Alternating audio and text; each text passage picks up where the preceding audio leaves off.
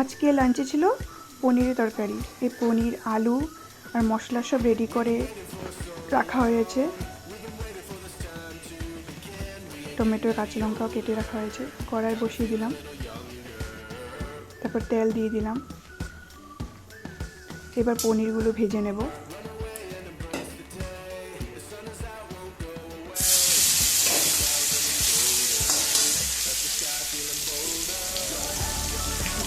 সব ব্যবহার করে সবকটা পনির ভেজে নেব। একটু নুন দিয়ে দিল।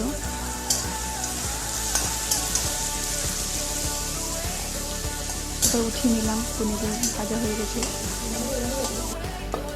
তারপর সব মশলা দিয়ে দিলাম।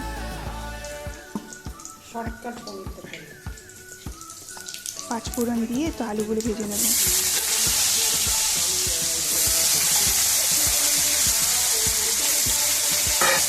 আলুগুলো প্রায় ভাজতে শুরু করলাম। আলুগুলো ভাজা হয়ে গেছে। এবার মশলাগুলো দিয়ে দেবো।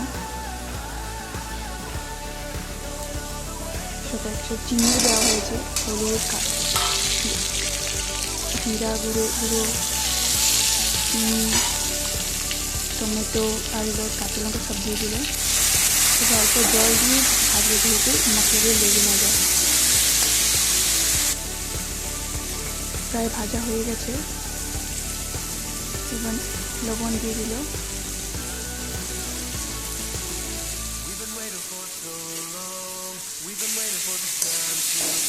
আবার একটু ভেজে নিল।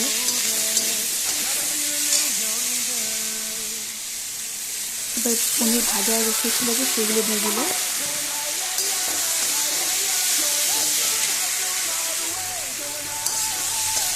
এবার পনির আগে ভেজে নেব। কালারটা সুন্দরই হচ্ছে, ভেজে মোবাইলে বোঝা যাচ্ছে না।